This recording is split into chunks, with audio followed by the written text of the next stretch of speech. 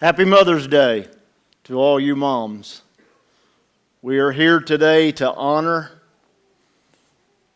you, to love you, to let you know how much you mean to each one of us.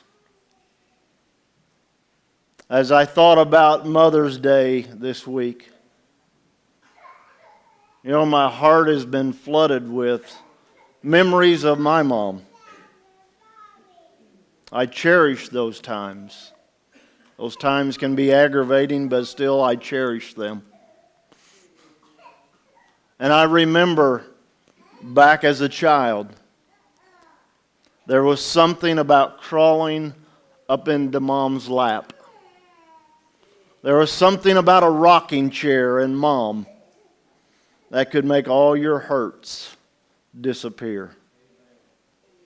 It seemed to disappear in this rocking chair and on Mom's lap. So today, Mom, we love you. We honor you. We cherish you. We say thank you for loving us. We say thank you for the long hours that you put in. All the things that no one else sees you do. But we know they get done by someone. And it's got to be you, Mom. So we say thank you. We love you today. I want to begin by reading from Proverbs 31. I'm going to be starting at verse 10 and going through verse 31. And this is kind of a dual, I guess this is the mini sermon before the sermon. Proverbs 31, verse 10. A wife of noble character who can find? She is worth far more than rubies. Her husband has full confidence in her and lacks nothing of value. She brings him good, not harm, all the days of her life. She selects wool and flax and works with eager hands. She is like the merchant ships, bringing her food from afar. She gets up while it is still dark. She provides food for her family and portions for her servant girls. She considers a field and buys it. Out of her earnings she plants a vineyard. She sets about her work vigorously. Her arms are strong for her task. She sees that her trading is profitable, and her lamp does not go out by night. In her hand she holds the distaff and grasps the spindle with her fingers. She opens her arms to the poor and extends her hands to the needy. When it snows, she has no fear for her household, for they are all clothed in scarlet. She makes coverings for her bed. She is clothed in fine linen and purple. Her husband is respected at the city gate, where he takes his seat among the elders of the land. She makes linen garments and sells them, and supplies the merchants with sashes. She is clothed with strength and dignity. She can laugh at the days to come. She speaks with wisdom, and faithful instruction is on her tongue. She watches over the affairs of her household, and does not eat the bread of idleness. Her children arise and call her blessed. Her husband also, and he praises her. Many women do noble things, but you surpass them all.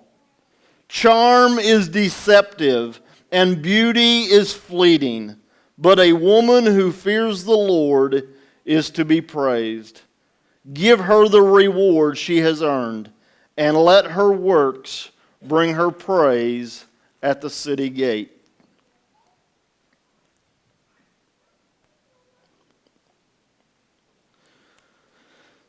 Proverbs 31, a passage of Scripture that is often recited at funerals of Christian women.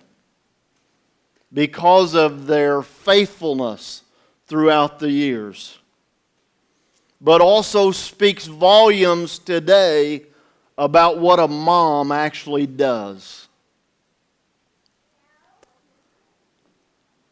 A girl that I went to school with, she's a couple years younger than me. In school, her name was Tracy Doan, Tom Doan's daughter. Some of you know Tom. He's a singer here in town with a group. But Tracy is married now with a family, a husband and a family. Goes by the name of Tracy Early. And Tracy is a phenomenal Bible teacher. She's a great prayer warrior. She has a blog site for you that know what blogs are. It's, little stories or whatever you can post on the internet. And Tracy has a blog site called Kissing the Dust. And a few weeks ago, she posted something.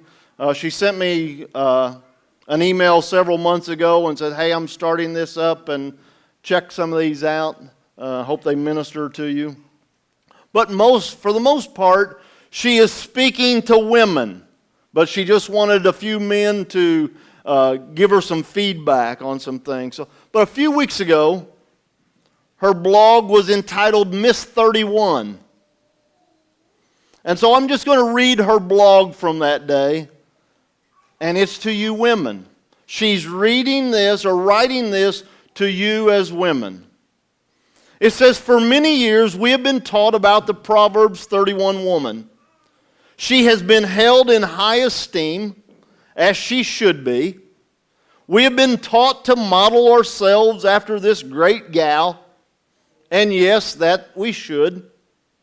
We have also been taught that if we attain this stature, we have reached the epitome of being a woman.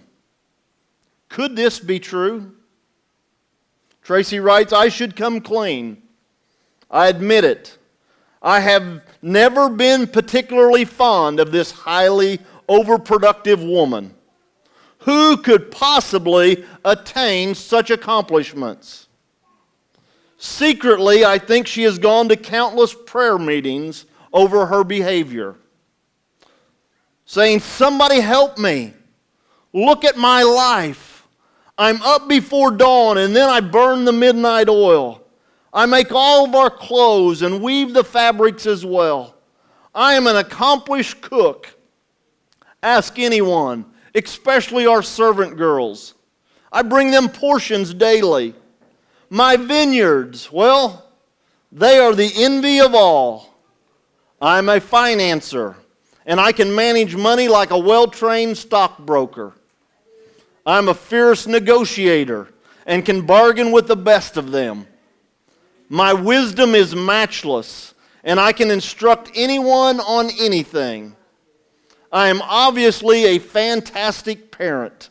My children arise and call me blessed every day. And who can compare with me, says my husband. I am worth far more than rubies. Tracy goes on to say, as women of the prayer group gazed at her, they were amazed. They always thought of her as the mantle they should wear. She was the one they should pattern their lives after. After all, she had won the Outstanding Woman of the Year in the church for the past 10 years. She has been coveted by both the Education Committee and the Missions Committee. She was asked to head the church finance department. Everyone needed Miss 31. Oh, Miss 31, can you help me? Can you help teach a parenting class? Your children are unequaled in their behavior. Oh, Miss 31, can you and your husband bring a marriage counseling session to our church? Your marriage is what we all strive for. Oh, Miss 31, we are wanting to teach a survival class next fall. Could you bring your expertise in sewing, in weaving, and possibly even canning? Go ahead, say what you want, but it's true. Tracy says, when I think of the Proverbs 31, she makes me tired. Now I know in some versions of the scripture it is entitled The Virtuous Woman. But I think a more appropriate title may be The Virtual Woman. You know, the kind that are all airbrushed, thinned out, and filled out in all the right spots. She is kind of like June Cleaver, Joyce Meyer, and Wonder Woman, all wrapped up into this nice, neat little spiritual package. She says, please don't judge me. The more the ladies looked, the more they saw. That outstanding woman was tired. In fact, what they saw ran so deep, they began to question themselves. Yes, Miss 31 was the creme de la creme, but should Miss 31 be replicated? She was only known as Miss 31. Did anyone ever really know her name? Did anyone know her difficulties or the deep needs of her heart? Has anyone ever taken the time to look beyond her accomplishments and awards to see the woman who lies beneath? To find out what really motivates her? Was her strength and courage all a veil of disguise? Was everything really that perfect?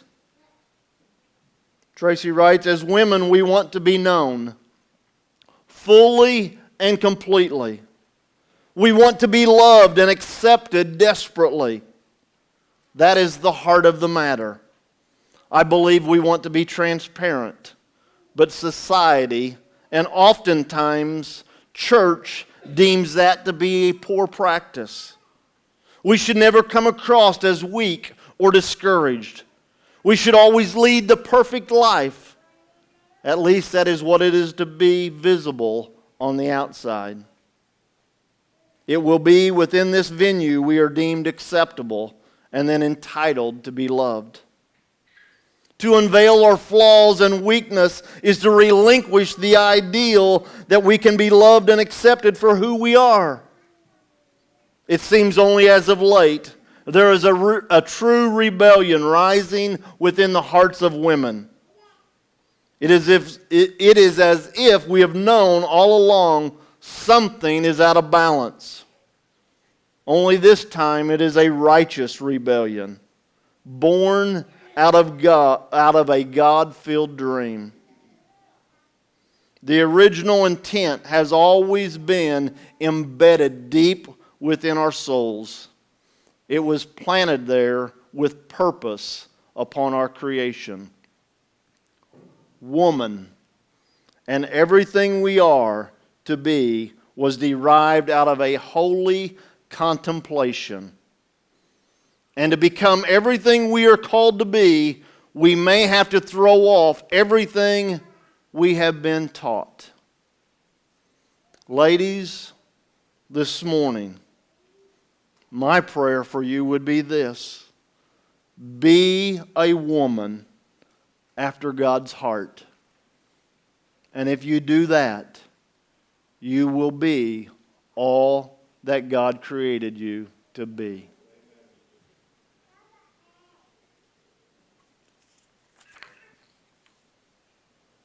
As I said, we want to love, we want to honor our moms today.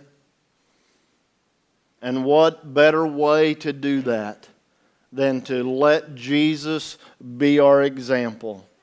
We always want to look to Him for His direction and the leading of the Holy Spirit.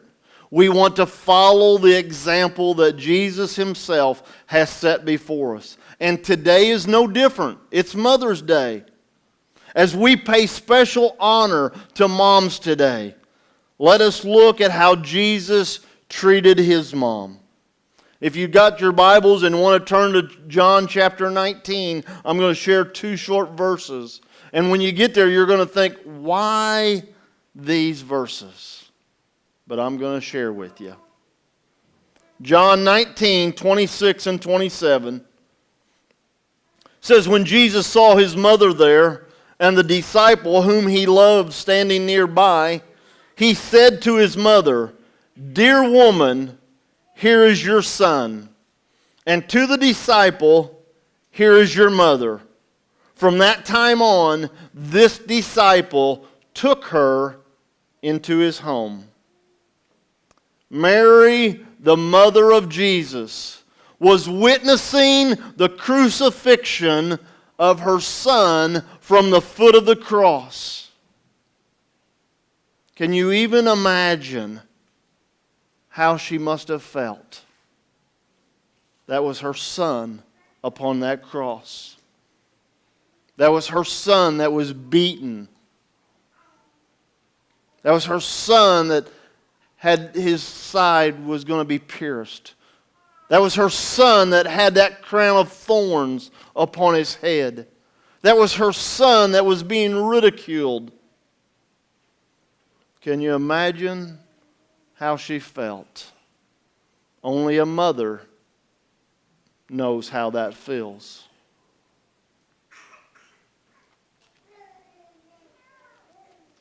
This week has been a long week. I've been to Indianapolis twice, and I've shared with mothers both times. Earlier in the week, I sat with Miss Ellie Mae Bond as her 56-year-old son was taken off life support. Mike was Miss Ellie's second of 3 sons. The second son that she has lost in the last 14 months. Her first son she lost in that very same hospital back in February of last year to a heart condition. This week she watched Mike pass away from a same type of heart condition. And I seen the ache of that mother. And my heart broke.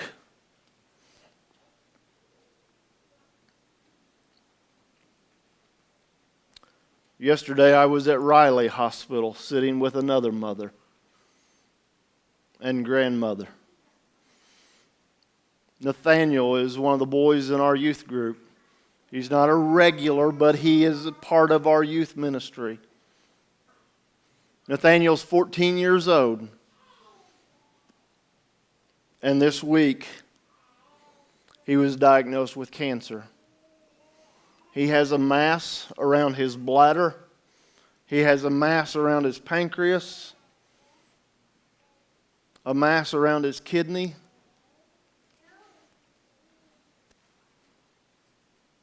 The mass is putting so much pressure on his back. It may have it's part of the reason that his vertebrae are cracking in his back. And that mother and that grandmother are asking why. He's only 14 years old. Why is this happening? And I watched that mother get so close to her son when they rolled him back into his room.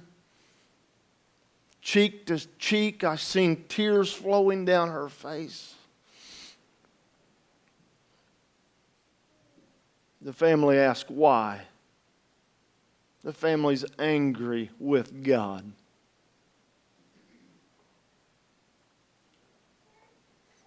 I don't know why. I didn't have the answer for them.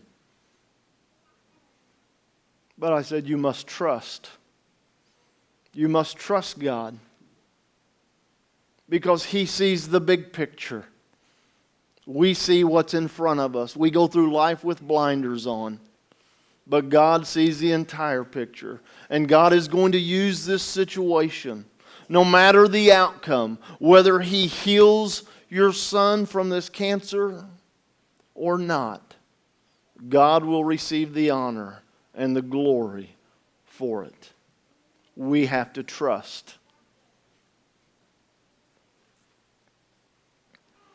As I walked away,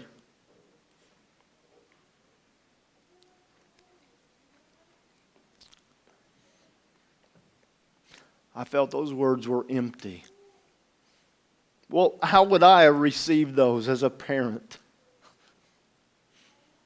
They probably thought, oh, that's easy for you to say, preacher. That's what you're supposed to say. Trust in the Lord. And I believe they are trusting. But I've seen a mother's heart is breaking. And all I could do is tell them to trust and to tell them to pray. And God would supply their needs. Mary is witnessing the crucifixion of her son, and no doubt her heart is breaking. Jesus turns to John and says, take care of her. And he looks at his mother and says, let him stand in my place as your son. John lived a very long life, and I believe that he took care of Mary until she died. Jesus is on the cross bearing the weight of the sins of the world on his shoulders. Yet he seems to make sure that his mother is taken care of after he's gone. As God, Jesus is dealing with eternal matters. But as man, he is showing all of us today how important it is to take care of and love our mothers. You cannot be willfully wrong with your mother and be right with God. If your mother is still alive today, regardless of your age and her age, you can love your mother in these 7 ways that I'm going to share. Love her verbally. Love her verbally. And especially men, I'm going to talk to you this morning, because men have this philosophy. I don't have to say, I love you. You already know. I have told you before. If I change my mind, I'll let you know. Or men have this mindset, I show love. I don't have to say it. And that may be true, but a woman needs to hear those words, I love you. No matter if it's your daughter, if it's your wife, or it's your mother, men, they need to hear those words. Children need to hear it. And saying it makes you more of a man, not less. And spouses need to hear it. Let me share with you a Dear Abby letter, if I may, this morning. It says, Dear Abby, I enlisted shortly after Pearl Harbor. 36 days later, I was on my way to the Philippines. En route, the Philippines fell to the Japanese and we were routed to Australia. 11 days after we landed, I met the most beautiful girl in the world. On our first date, I told her I was going to marry her. I did 18 months later, while on a 10-day R&R leave from New Guinea. After more than 57 years of marriage and 2 children, my beloved Mary passed away 5 days before Christmas. Although we agreed that our ashes were to be scattered over the mountains, I could not part with her. While Mary was alive, she would frequently say, you don't know how much I love you. I'd reply, likewise. I never said, I love you. Now her ashes are on my dresser, where I tell her several times a day how much I love her. But it's too late. Although I wrote poetry to her, I could not bring myself to say the 3 little words I knew she wanted to hear most. As my dearest was dying and we thought she was comatose, I told her, there aren't enough words to tell you how much I love you. A few hours later, she whispered, not enough words. and then she died. The reason I'm writing is to urge men to express their feelings while their loved ones are alive. I don't know why, but many men are reluctant to express the depth of their feelings. Signed, Missing Mary in Colorado. Love Mom verbally. Love her physically. Love her physically. When was the last time you gave your mom a big hug without her asking for it? Or a kiss on the cheek? Or a neck rub? Or just sat down on the couch and held her hand for a change? You know, she's the first person who ever touched you.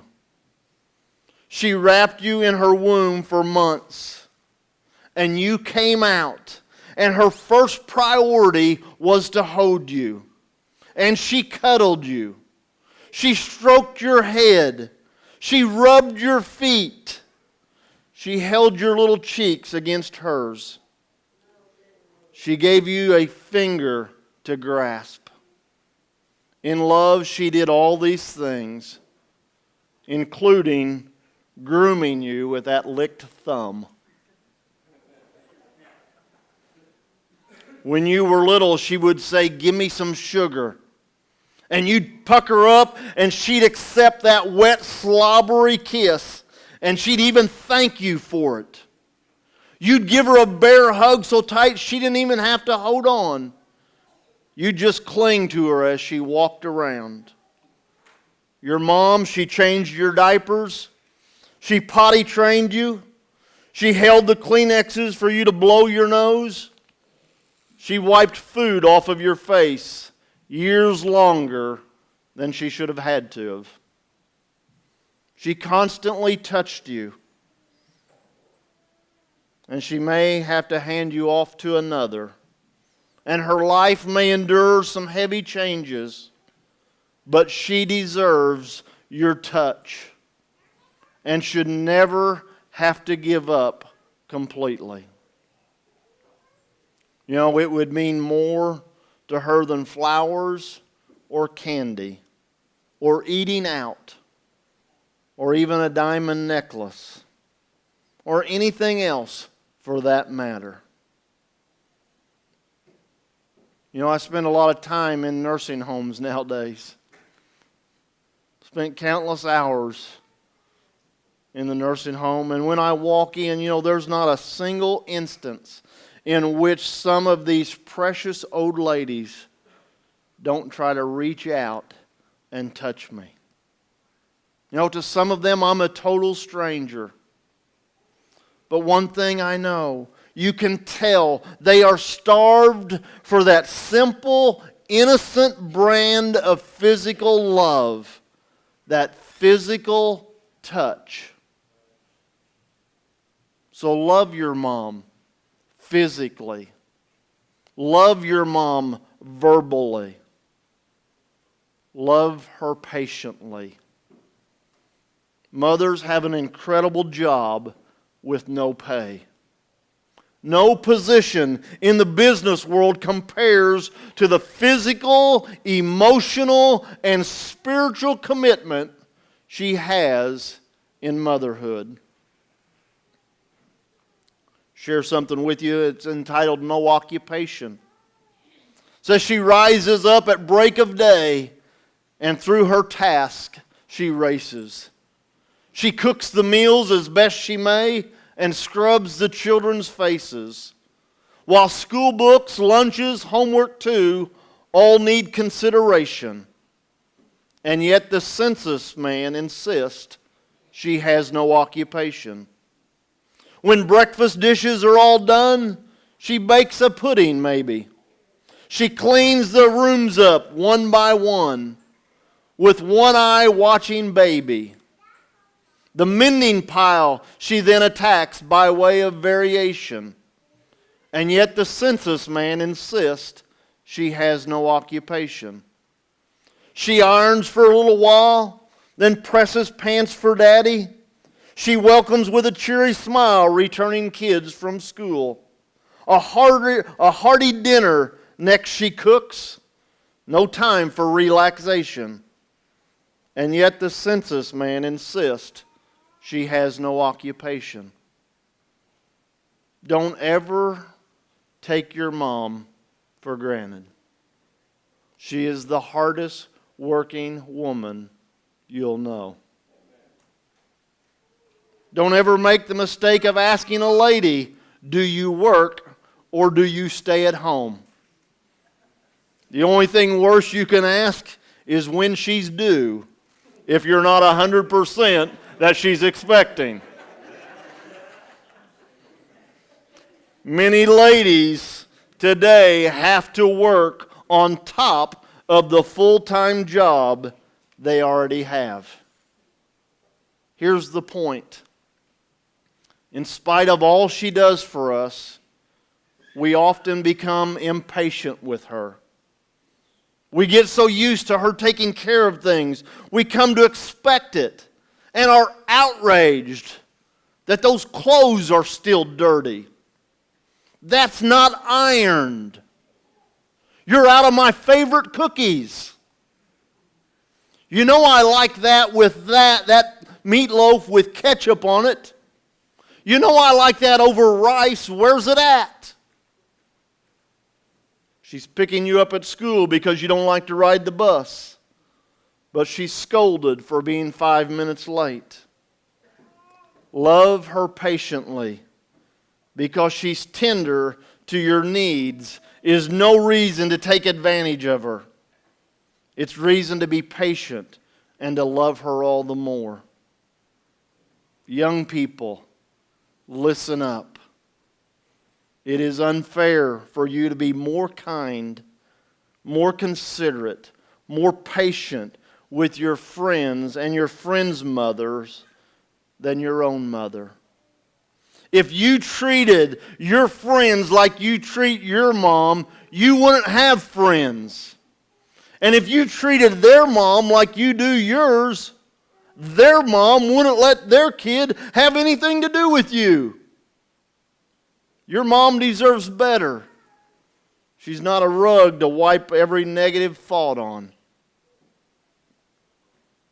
And for us as adults, with living mothers, love her patiently. Dr. James Dobson read on Focus on the Family recently a letter from an 80-year-old woman on her birthday. She says, to all my children, I suppose my upcoming birthday started my thoughts along these lines. This is a good time to tell you that what I truly want are things that I can never get enough of, yet they are free. I want the intangibles. I would like for you to come and sit with me and for you to be relaxed. We can talk or we can be silent. I would just like for us to be together. I need your patience when I don't hear what you say the first time. I know how tiresome it is to be always repeating, but sometimes I must ask you to repeat. I need your patience when I think too much about the past, with my slowness and my set ways. I want you to be tolerant with what the years have done to me physically. Please be understanding about my personal care habits. I spill things. I lose things. I get unduly excited when I try to figure out my bank account. I can't remember what time to take my medication or if I took it already. I take too many naps. Sometimes sleep helps to pass the day. Well, there you have it. Time, patience, and understanding. Those are priceless gifts that I want.